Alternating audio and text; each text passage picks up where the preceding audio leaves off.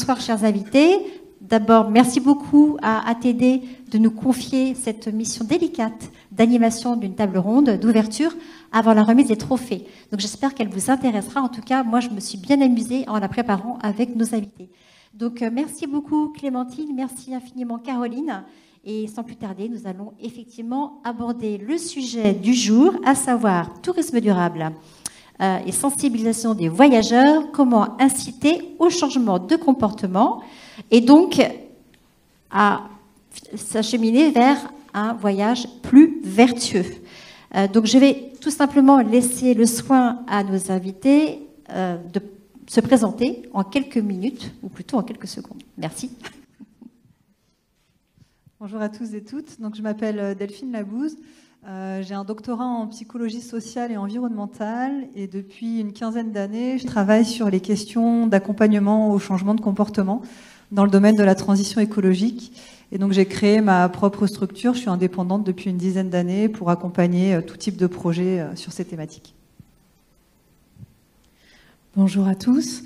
Moi, je suis Céline Blanc, je suis référente tourisme et sport et loisirs nature à la LPO France, donc la Ligue de protection des oiseaux, une association de protection de la nature qui a plus de 100 ans et qui peut compter sur tout un réseau d'associations locales à travers quasiment tous les départements de France. Je suis aujourd'hui là pour vous présenter le dispositif Biodisport qui est piloté par la LPO et qui vise à mieux prendre en compte les espèces sauvages qui sont sur les milieux naturels dans le cadre des pratiques sportives en milieu naturel. Bonjour à tous, je suis Mathilde Rafalin, je travaille pour la Fédération des campings de Bretagne et je suis chargée de mission transition écologique puisque depuis 3 ans et demi maintenant, en partenariat avec l'ADEME, on met en œuvre un programme d'action qui vise à accélérer et faciliter la transition écologique pour les campings. Bonsoir à tous. Moi, c'est Benjamin, plus connu sous le nom de Tolt sur les réseaux, puisque je suis youtubeur depuis bientôt 10 ans. Il y a un peu plus d'1 an, j'ai lancé Warail, qui est le média référence du voyage bas carbone. Donc aujourd'hui, on cumule une communauté de plus de 300 000 abonnés et on essaye de remettre le voyage sur les bons rails. Parfait, merci à tous. Alors je crois que nous avons une table ronde de 45 minutes. Donc Caroline et Anise, je compte sur vous. Vous êtes les maîtresses du temps. Donc n'hésitez pas à nous dire quand finalement l'heure de la remise des trophées approche. Alors pour commencer, on va planter le décor, si je puis dire, avec Delphine. Et du coup, je repose la question, comment peut-on faire pour sensibiliser les voyageurs? Quelle est la bonne méthode? Merci. Alors je crois que j'ai un PowerPoint qui doit se diffuser derrière. Je ne sais pas si la technique peut le mettre en place. Voilà, super. Du coup, je vais me mettre par là pour le voir. En général, moi, ce que j'aime bien dire, c'est qu'avant d'agir, c'est bien de comprendre quels sont les freins, les motivations, et donc de faire ce que moi j'appelle un état des lieux initial. En fait, ça va être tout simplement, donc normalement, si j'appuie, ça marche. Dans mon métier, on utilise les enquêtes de terrain pour essayer de comprendre sur une situation donnée pourquoi les gens agissent ou n'agissent pas de telle ou telle manière.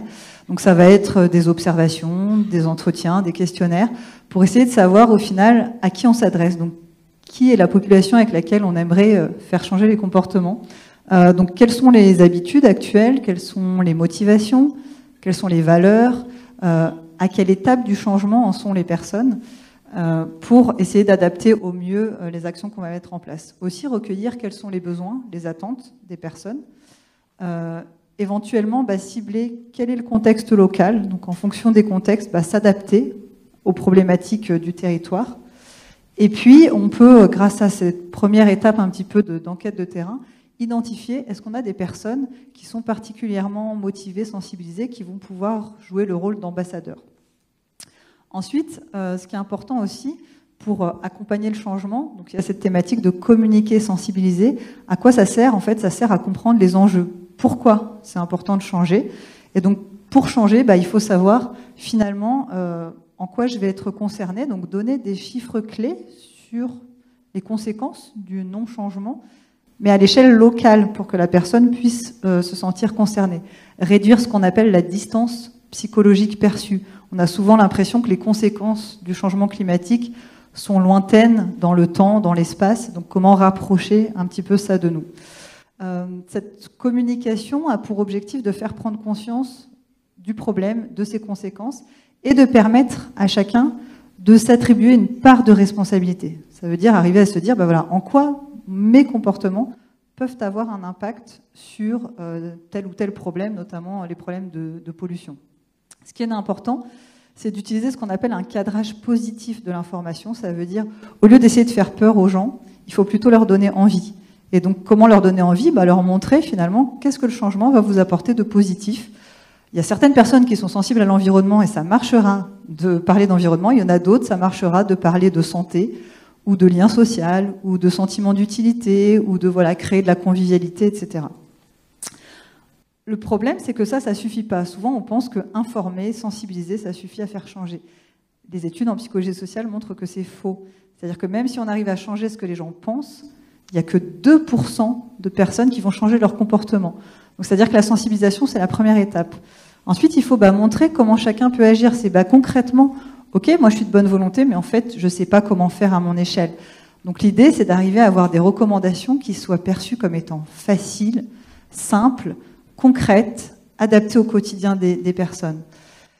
Et pour ça, il faut renforcer ce qu'on appelle en psychologie le contrôle comportemental perçu. C'est en fait le sentiment de contrôle. C'est comment faire pour que la personne se sente capable d'agir et qu'elle n'ait pas de doute sur l'efficacité de son geste.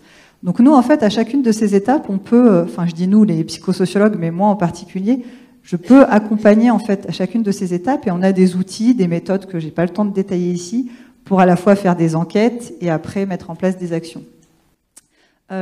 L'idée pour renforcer ce sentiment de contrôle, c'est de réduire les incertitudes. Parce que souvent, on ne sait pas, ou on hésite, ou on ne sait pas vraiment quel est l'impact, etc. Donc c'est vraiment réduire au maximum les incertitudes et lister les freins. Ça peut paraître paradoxal, mais pour accompagner le changement, c'est important de se projeter dans quels sont les obstacles que je vais rencontrer. Et si je rencontre un obstacle, quelle solution je peux mettre en place ? Et de donner des témoignages de personnes qui l'ont fait pour montrer que c'est faisable, que c'est facile, et qu'on peut surmonter les obstacles. Ensuite, une fois qu'on sait comment faire, là, il y a encore un énorme écart qu'on étudie en psychologie sociale, qui est ce qu'on appelle le fossé entre les intentions et les actions. C'est-à-dire, ok, j'ai l'intention d'agir, mais comment je fais pour vraiment passer à l'action ? Et là, on a un super champ de théories qui s'appelle les théories de l'engagement, qui permettent, en utilisant des choses très simples et très concrètes, de réduire cet écart entre les intentions et les actions. Et la première chose dans l'engagement, c'est de rendre acteur. En fait, on est engagé par nos actes et pas par nos paroles. Donc l'idée, c'est comment on arrive à obtenir des petits comportements qui vont nous engager dans la bonne direction. C'est ce qu'on appelle le pied dans la porte. Pour ça, il faut au maximum co-construire. Donc on voit souvent les listes de bons gestes. J'ai travaillé un petit peu, je commence à travailler, j'aimerais bien travailler plus avec les campings.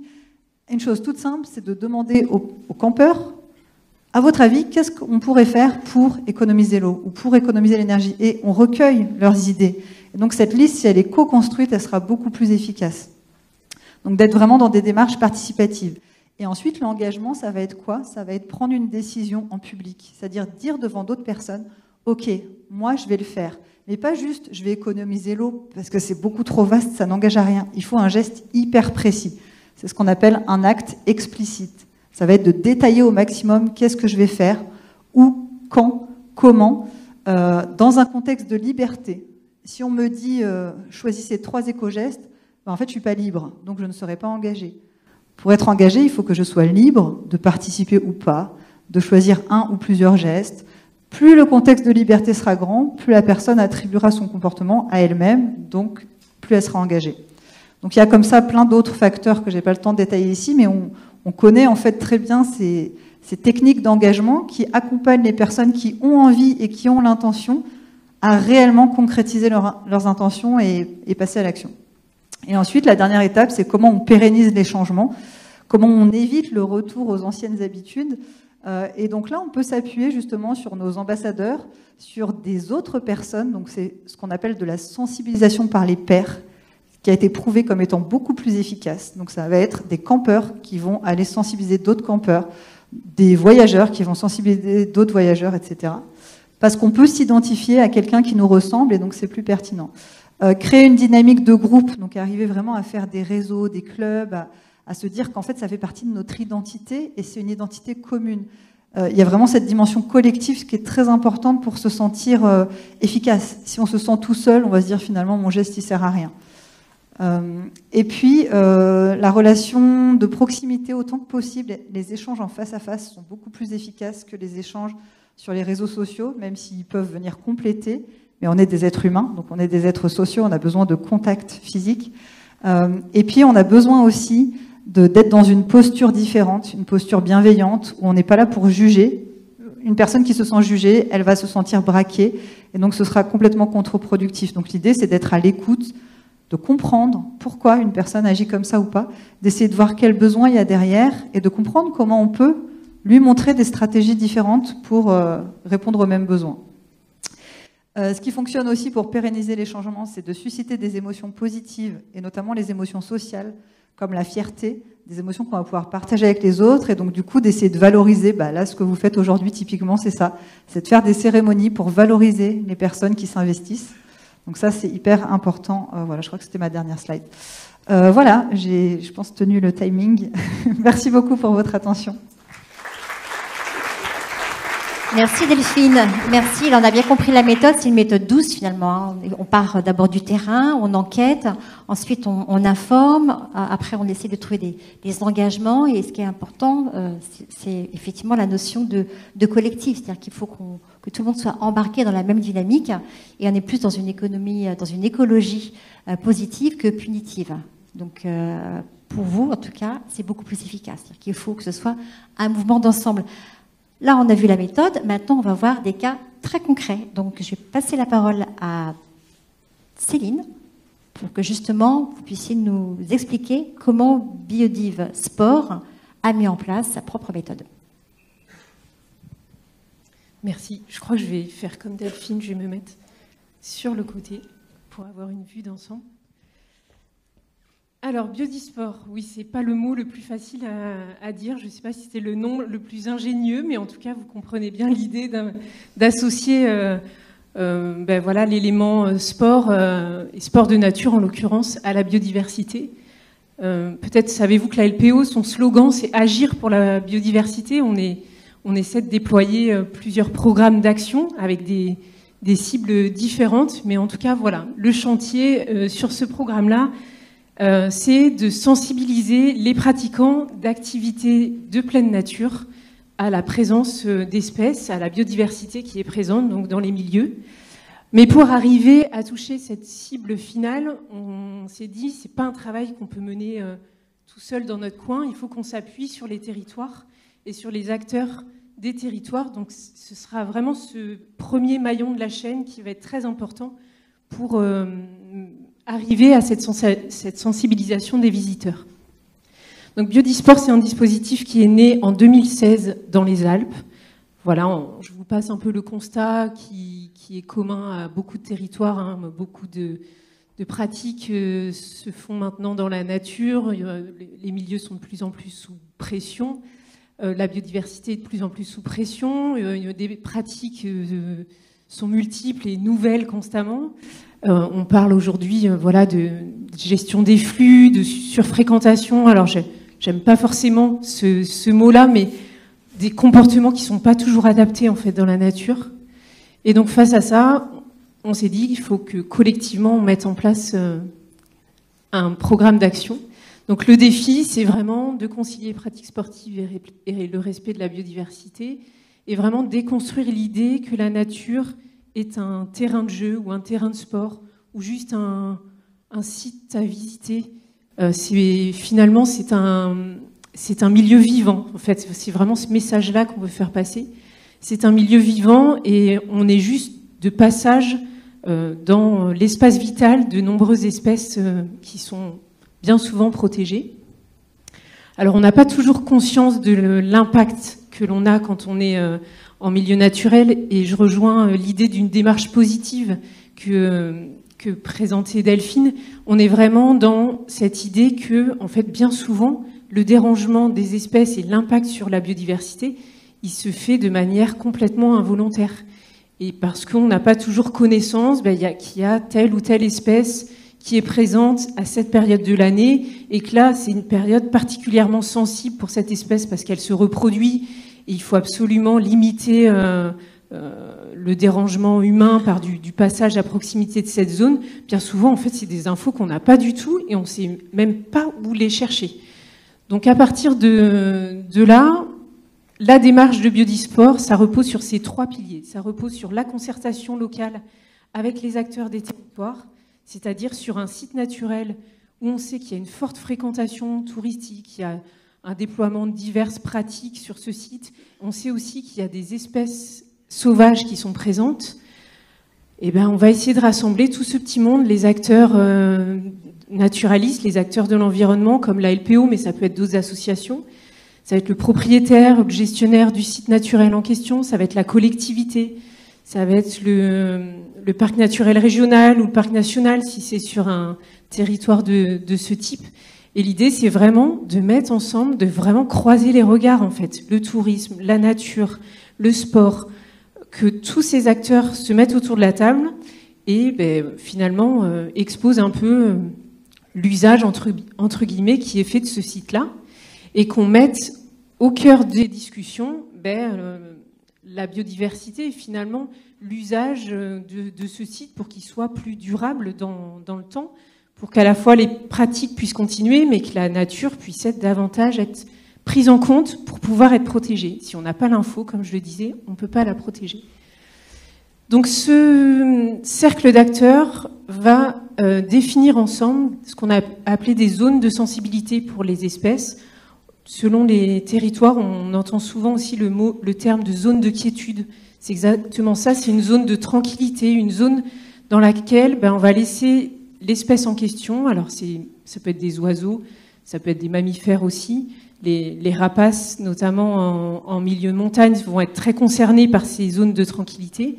Voilà, ça va être des zones définies dans l'espace et dans le temps, où on va se dire, à telle période, de tel mois à tel mois, il vaut mieux limiter la pratique de l'escalade ou du ski de rando ou du parapente ou d'autres types de pratiques pour laisser un peu de répit en fait à cette espèce, pour qu'elle puisse se reproduire en bonnes conditions et en même temps pour que on puisse avoir une meilleure connaissance et du coup une meilleure appropriation de ces enjeux par les visiteurs.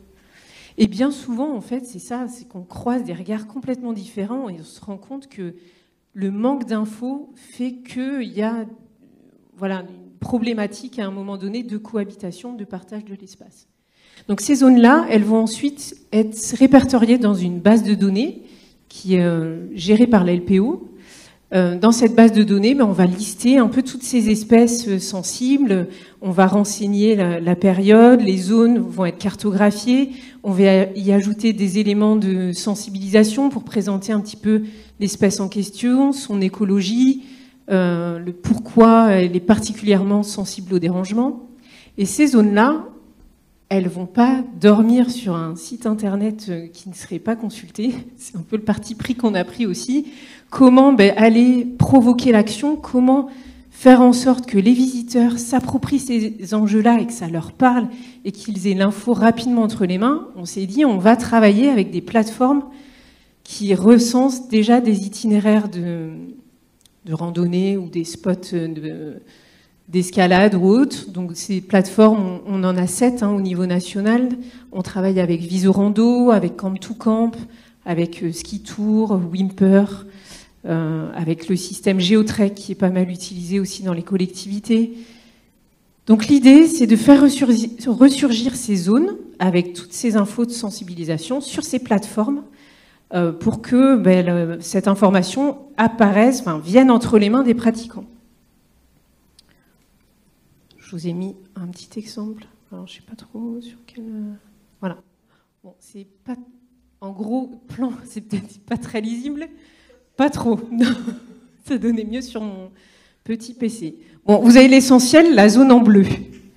La zone en bleu, zone sensible. En fait, là, vous êtes sur un exemple de site. Vous êtes sur le site Camp to Camp qui se présente un peu ils se présentent un peu tous de la même forme. Vous avez un champ description de l'itinéraire, une petite cartographie pour repérer votre itinéraire. Et là, à chaque fois que l'itinéraire traverse une zone sensible, il va y avoir ce bandeau bleu qui va apparaître. Attention, cet itinéraire traverse ou se situe près de zones sensibles. Ces zones, elles vont être matérialisées sur la carte aussi à gauche. Et au clic, vous aurez une petite fenêtre qui s'ouvre. Là, en l'occurrence, c'est une zone de faucon pèlerin qui niche à cette période-là. Et donc, il y a une vigilance particulière à avoir. C'est pas facile d'avoir une évaluation, c'est la question qui m'est souvent posée, et une évaluation de ce dispositif. L'évaluation, on l'amène plutôt auprès des pratiquants pour voir si ceux qui venaient déjà sur le site, maintenant qu'ils ont connaissance de ces zones et le comportement change, les données sont plutôt encourageantes. Par contre, de dire que grâce à Biodisport, on a une recrudescence de poussins, de faucons qui naissent parce que maintenant les visiteurs sont sensibilisés, on n'en est pas encore là. Le changement de comportement, ça prend du temps, c'est sur du long terme, et voilà, c'est là-dessus que je vais finir. Merci beaucoup Céline, on peut l'applaudir. Donc on a bien compris, on parle de sensibilisation, préservation et surtout pas interdiction. L'idée, c'est effectivement de laisser aux visiteurs le soin de découvrir la nature, mais en ayant conscience de leur impact, et donc en les informant de la présence de cette biodiversité. Effectivement, la mesure de l'impact réel, c'est difficile. Si on a le temps, on pourra aborder la question à la fin. Mais on va poursuivre avec un autre exemple, donc grâce à Mathilde. Donc nous allons parler maintenant de camping avec un autre projet. Merci. Alors oui, en effet, nous avons travaillé sur une campagne d'éco-gestes en partenariat avec l'ADEME Bretagne et Tourisme Bretagne, qui avait déjà développé tout un kit d'éco-gestes que je vous conseille de consulter. En fait, on s'est attaqué au sujet des déchets dans les campings. Donc c'est pas le sujet le plus sexy a priori, mais c'était celui qui concentrait pas mal de frustration aussi du côté des gestionnaires d'hébergement qui se disaient les vacanciers sont en vacances, donc ils font moins attention que quand ils sont chez eux. Donc on s'est posé la question de savoir ces sortes de mémoteries qu'on voit déjà partout, ils existent, mais pourquoi alors ils ne fonctionnent pas, ou pourquoi ils sont pas suffisamment percutants. Et on a pris le parti de reprendre le problème depuis le début, et ça rejoint exactement ce que disait Delphine tout à l'heure, c'est de reprendre une part de responsabilité déjà sur le gestionnaire de l'hébergement, de se dire qu'est-ce que j'ai mis en place finalement pour que mes vacanciers produisent moins de déchets. Est-ce que je leur ai donné les moyens de réussir et de bien faire? Et est-ce que, pour aller plus loin, est-ce que moi-même, dans mon entreprise, j'ai mis en place les actions nécessaires pour limiter mes déchets en interne? Et en fait, on s'est rendu compte que c'était des questions qui n'étaient pas forcément toujours posées. Et donc, on a commencé par former, dans un premier temps, les gestionnaires. Ça rejoint encore une fois ce que tu disais, pour savoir où vont les déchets une fois qu'ils sont collectés, qu'est-ce qu'ils deviennent, parce que c'est la responsabilité de l'hébergeur de savoir tout cela, de former les équipes et ensuite de faire le point sur les déchets qui sont produits en interne. Et là, on s'est rendu compte qu'en fait, il y a certes des déchets qui sont produits par les vacanciers, mais aussi beaucoup de déchets qui sont achetés par l'hébergement lui-même. Donc la première chose à faire, c'était de mettre en place une politique zéro déchet. Donc pour cela, on a travaillé avec 100 campings en Bretagne qui ont contribué à ce projet et qui ont contribué à trouver des solutions pour produire déjà moins de déchets en interne. Et ensuite, une fois que ça s'était fait, on s'est attaqué donc avec l'aide, encore une fois, de Tourisme Bretagne et de l'ADEME sur la sensibilisation des vacanciers. En se disant, maintenant qu'on est peut-être pas exemplaire, mais qu'on a travaillé nous en interne, on va pouvoir demander aux vacanciers de faire des efforts et non pas l'inverse. Donc cette campagne d'éco-gestes, elle se traduit par une série d'une dizaine de supports qui invitent les vacanciers donc à trier, mais surtout à réduire leurs déchets à la source. Et les points qu'on a retenus, c'était vraiment le fait d'être cohérent sur l'ensemble du camping. Le camping, c'est comme une petite ville. Donc, il faut qu'on soit cohérent dans la communication, dans les hébergements, dans les sanitaires, dans l'espace de restauration, sur la zone de tri. Donc, vraiment avoir une cohérence dans les messages, une uniformisation au maximum aussi, c'est-à-dire que plus il y a d'hébergements qui utilisent les mêmes messages et exactement les mêmes supports, plus ils seront reconnaissables et plus le message sera efficace. Donc, je peux vous montrer ça, ce sont des exemples. Comme je vous disais, c'est pas le sujet le plus sexy. On voit ici des zones de tri des déchets. Mais voilà, le but, c'était de les rendre vraiment accessibles, intuitives, et que l'information arrive directement au vacancier plutôt que ce soit à lui d'aller la chercher.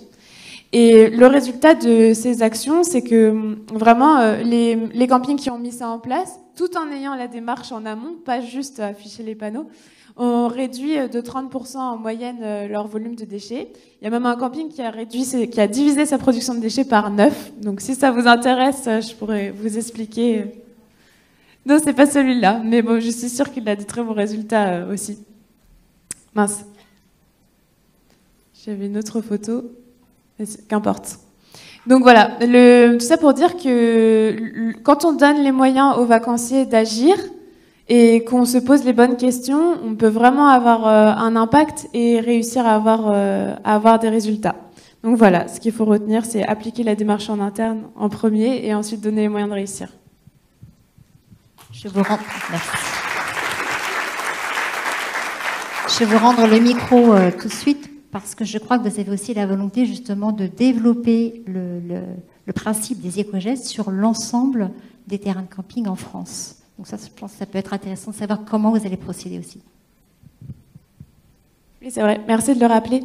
Donc, comme on a eu des résultats suite à cette campagne, on a décidé d'étendre l'utilisation de ces éco-gestes pour les campings à l'ensemble des campings en France.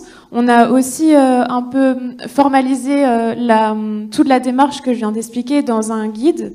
On a travaillé avec Colibri Tourisme, je ne sais pas s'ils sont là. Bonjour. On a travaillé avec Colibri Tourisme pour la rédaction de ce guide qui formalise un peu toute la méthode que je viens de résumer. Donc ce guide est disponible pour l'ensemble des campings en France qui veulent mettre en place la démarche. Et à la fin, ils peuvent télécharger sur le format PDF directement tous les outils et se les imprimer. On peut dire que la Bretagne a servi de laboratoire pour justement voir la méthode et les résultats. Et dans le même esprit... alors le nom effectivement n'est pas forcément facile à prononcer. Biodiv Sport a commencé sa démarche dans les Alpes, donc à la montagne, mais compte dupliquer sur le littoral. Voilà. On va maintenant enfin pouvoir écouter Tolt, notamment sur tous ces projets. J'avais d'abord une question un peu plus large sur les imaginaires du voyage, parce que je sais Tolt que vous êtes maintenant totalement dédié au voyage bas carbone. C'est vraiment un choix, un positionnement extrêmement clair. C'est-à-dire que vous avez totalement renoncé à l'avion. Et pourtant, j'ai fait l'exercice ce matin. Les imaginaires du voyage sont toujours rattachés aux mêmes photos. J'ai fait un test sur Google. J'ai tapé tout simplement voyage. Et sur 24 photos, il y avait beaucoup de paysages. Il y avait 0 train. Il y avait 23 avions, et bien sûr beaucoup de plages paradisiaques et également beaucoup de palmiers. Donc on voit que même si on a une petite musique vers un tourisme plus vertueux, pour l'instant le voyage il est vraiment toujours associé au lointain et à l'avion. Alors est-ce que néanmoins vous croyez que vous pouvez un peu changer les imaginaires ? C'est sûr qu'il y a encore beaucoup de boulot. Ça, je vais pas dire le contraire. Je pense qu'on peut tous changer les imaginaires. Évidemment, quand on a une audience, on peut avoir encore plus d'impact. Mais on est tous un petit peu à notre échelle des micro-influenceurs. Parce qu'aujourd'hui, je pense qu'il y a beaucoup de gens dans la salle qui ont probablement un compte LinkedIn ou un compte Instagram ou même un compte Facebook pour les plus boomers d'entre vous. Mais voilà, je veux dire, aujourd'hui, on peut tous influencer notre famille, on peut tous influencer nos proches, etc. Et je vais rejoindre un peu ce que disait Delphine tout à l'heure. C'est vrai que j'ai pu tester un peu les deux techniques. Parce que c'est vrai que moi, ce qui m'a touché, c'était les discours un peu choc, les discours un peu, sans langue de bois, où on me disait, bah là, si on continue, ça va vraiment être la merde. Et donc, c'est vrai que j'ai eu tendance à reproduire un peu ça, à avoir des discours un peu choc au début, quand j'ai pris ce virage vers le voyage bas carbone. Ça a marché, ça a créé beaucoup de discussions, donc ça a apporté de la visibilité au sujet, etc. Donc je pense que c'est pas forcément quelque chose qu'il faut abandonner, mais c'est vrai qu'au quotidien c'est pas facile à vivre, parce que du coup on est associé à des messages qui peuvent être assez négatifs, et surtout que dans les gens qui me suivent il y a aussi mon entourage, etc. Donc savoir que mes potes, ma famille m'associent à des messages négatifs, c'est pas très agréable. Et donc depuis que j'ai lancé Wurail, on est parti sur une démarche beaucoup plus positive, où vraiment l'enjeu c'est d'essayer de montrer que le train c'est trop stylé. Voilà. Le train, c'est de la balle. C'est à peu près ça le message. Le train, il n'y a pas de raison que ce soit moins bien que l'avion. Et donc, voilà. Et je dis le train, mais on fait pas que du train, on fait aussi du vélo, de la voile, etc. Et donc, on a vraiment cette démarche plutôt plus positive, inspirante, etc. Et là, pour le coup, c'est vrai qu'on arrive j'ai le sentiment qu'on arrive à avoir des réactions beaucoup plus positives, à parler à plus de monde et à sortir un peu de cette bulle purement écolo.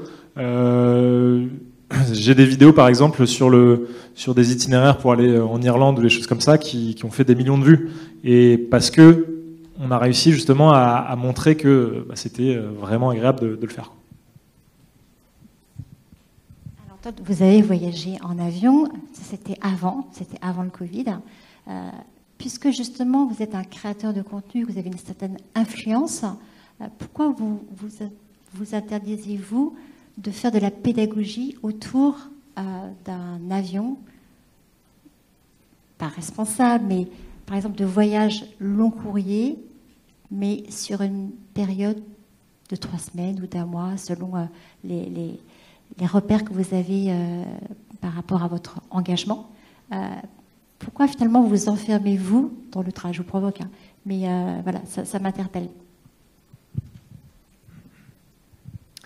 Alors, il y a un sujet, c'est les règles physiques et chimiques. Aujourd'hui, il y a une chose qui est sûre, c'est que si on veut rester sur une planète qui ne dépasse pas les plus 2 degrés de réchauffement climatique, on va devoir abaisser nos émissions de gaz à effet de serre. Et aujourd'hui, malheureusement, sur une vie, si on veut se mettre dans les clous des accords de Paris, globalement, il ne faut pas prendre plus de, on va dire, 4-5 fois l'avion dans sa vie. Je pense qu'en France, c'est quelque chose qui paraît absolument inenvisageable, mais il ne faut pas perdre de vue que 80% de la population mondiale n'a jamais pris l'avion. Et donc, en fait, moi, je ne vais pas tenir un discours où je vais dire « Non, mais t'inquiète, si tu restes 3 semaines, c'est OK ». Si c'est pour prendre l'avion tous les ans, parce que c'est faux. Je peux pas tenir un discours qui est faux. Donc, on a un discours de vérité où on dit, pas de problème, si tu veux prendre l'avion, il y a pas de souci. De toute façon, on n'est pas là pour te dire ce que tu dois faire. Par contre, sache que si tu le prends plus de 4-5 fois dans ta vie, malheureusement, tu t'interdis de garder une planète vivable. Enfin, en tout cas, tu fais pas ce qu'il faut pour garder une planète vivable. Et ça, voilà, c'est pas une opinion, c'est une réalité scientifique. Rejoignez effectivement les propos de Jean-Marc Jancovici, le président du Shift Project. Très bien. Je reviens à Delphine. Peut-être une réaction par rapport à tout ce qui a été évoqué et également un éclairage par rapport à la mesure d'impact, qui n'est pas toujours facile quand on est dans ces démarches-là. Je trouve ça hyper intéressant, tout ce qui a été présenté là. Et je pense qu'il y a vraiment cette idée de se dire qu'il faut agir à tous les niveaux. Il y a le niveau de la société, donc comment on fait pour changer nos imaginaires.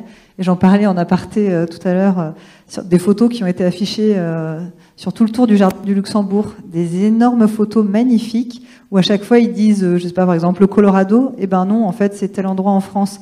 De montrer qu'en France on a des paysages extraordinaires et qu'on n'a pas besoin d'aller à l'autre bout du monde pour voir des paysages extraordinaires, pour rencontrer des gens, pour rencontrer des cultures différentes, etc. Donc il y a vraiment cette idée d'agir sur la société, agir sur le contexte, comme on disait dans les campings. Bah oui, si j'arrive dans un contexte où tout est facilité, où l'information est claire, où tout le monde le fait, bah au final, je vais le faire de façon tout à fait naturelle. Donc il y a la société, il y a le contexte, il y a le groupe, donc les autres. Comme tu disais, on est tous des influenceurs. C'est ce qu'on appelle en psychologie sociale les normes sociales. Les normes sociales, c'est l'influence très très importante de mon groupe d'amis, de ma famille, de ce que mon entourage pense. Et donc tout ça, ça va influencer mes comportements. Donc si autour de moi, je dis à tout le monde « Ah ouais, j'ai fait tel voyage, j'ai pris le train, puis le vélo, c'était génial, etc. » Bah oui, ça va avoir un impact sur les autres. Et il y a vraiment ce phénomène encore actuellement où parfois c'est valorisé de prendre l'avion parce que ça montre qu'on a les moyens. Et on est un peu dans cette société où on a envie de montrer aux gens qu'on a bien réussi dans notre vie et la réussite est associée à l'argent. Et c'est tout ça qu'il faut changer. C'est-à-dire, pour moi, c'est dans l'éducation des enfants de se dire que réussir, ça veut pas dire gagner de l'argent, ça veut dire être heureux dans sa vie, créer des liens durables avec les gens. Et donc c'est vraiment ça, comment on arrive à changer cette posture en fait. Donc voilà. Et oui, sur l'impact, c'est quelque chose qui manque souvent dans les projets, c'est-à-dire on va tout de suite partir dans l'action. On prend pas le temps en amont de réfléchir au contexte et à la compréhension de pourquoi on en est là actuellement, quels sont les freins, quels sont les biais cognitifs, quelles sont les habitudes, etc. Et puis une fois qu'on a mis en place les actions, on prend souvent pas le temps, parce qu'on n'a pas les moyens financiers aussi, d'évaluer. Et donc évaluer, ça passe parfois par des mesures physiques. Ça peut être combien de déchets en moins. Donc on va avoir des capteurs et puis dire on a fait 30% de déchets en moins. Mais ça peut passer aussi par ce que moi je fais beaucoup, des enquêtes de ressenti. Donc il y a la mesure quantitative. Parfois, ça va être des capteurs d'économie d'énergie, etc. Ça peut être de la mesure, nous, avec des questionnaires, où on évalue comment les gens ont évolué dans ce qu'ils pensent et dans ce qu'ils font. Et après, ça peut être de la mesure plus qualitative sur voilà, le ressenti, la satisfaction, etc. quoi. Voilà. Merci. Tolt, vous êtes sur différentes plateformes. Là, on parlait d'influence, de sensibilisation. Est-ce que vous voyez des différences de prise de conscience et de captation des messages en fonction des réseaux sociaux? Oui, c'est plus facile de faire passer certains messages selon les réseaux. Je trouve que publier des choses en lien avec l'écologie sur TikTok, c'est un très bon rappel à la réalité. Ça remet les idées en place. Parce que c'est vrai que sur LinkedIn, par exemple, où on est quand même sur une audience un peu plus, on va dire CSP+, qui est peut-être un peu mieux informée sur ces sujets-là, les gens sont plutôt un peu plus réceptifs.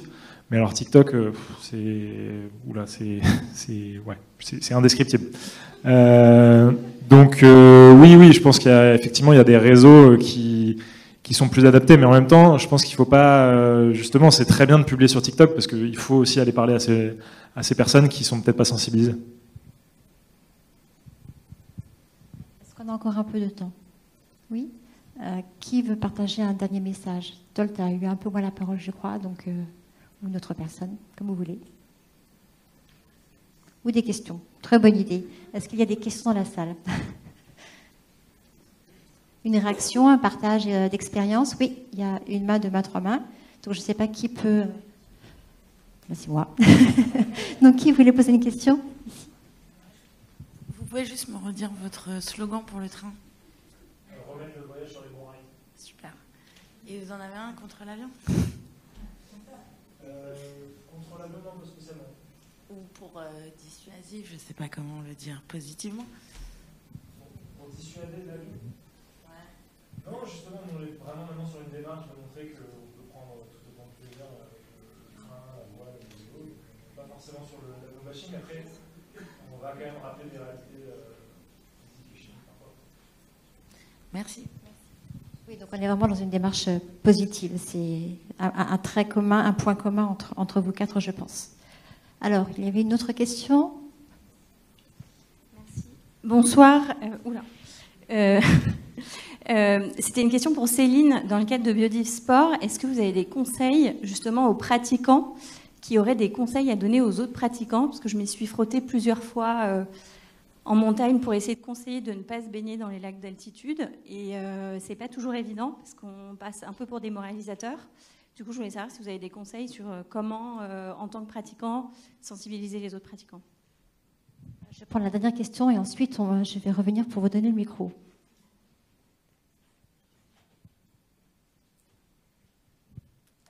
Bonsoir, moi j'avais une question pour la fédération de l'hôtellerie de plein air là, en Bretagne. Tout à l'heure, il y a eu un visuel qui avait l'air d'inciter les visiteurs, et soit j'ai loupé, soit voilà, vous n'en avez pas parlé, mais sur le calcul justement de ces déchets. Enfin, voilà, si vous pouviez en dire un peu plus sur comment vous avez aussi impliqué les visiteurs dans leur gestion des déchets. Merci.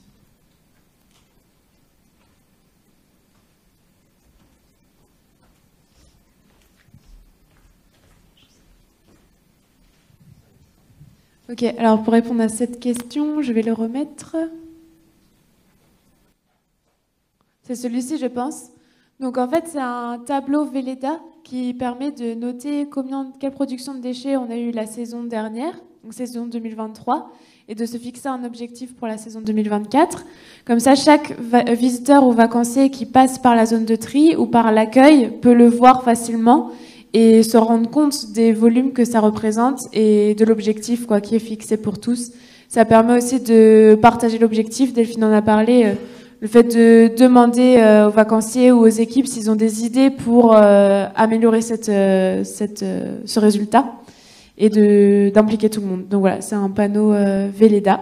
Et pour répondre un peu plus largement à votre question sur l'implication des vacanciers, c'est vraiment aussi dans les hébergements, dans le livret d'accueil, il y a toutes les informations.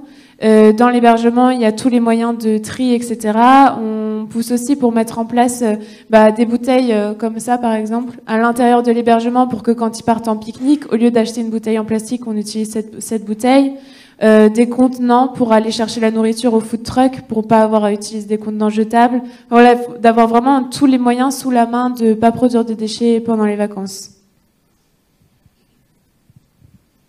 Alors pour répondre, oui, on a sur le site web de la LPO, on diffuse une série de recommandations par type de pratique. Alors on essaie toujours de formuler ça de manière positive. Mais on aimerait expérimenter des nouveaux formats aussi pour sensibiliser les visiteurs et plutôt communiquer sur les bénéfices pour la nature en ayant un comportement plus respectueux, en quoi c'est bénéfique pour nous-mêmes et pour la nature, plutôt que de systématiquement retrouver ces consignes. Alors on évite au maximum les ne pas, mais voilà, que ce soit vraiment quelque chose qui encourage vraiment le passage à l'action. Mais voilà, on a quand même toute une série de recommandations pour la rando, le canoë-kayak, l'escalade, etc. sur le site de la LPO. Merci beaucoup. Je pense qu'on peut les applaudir.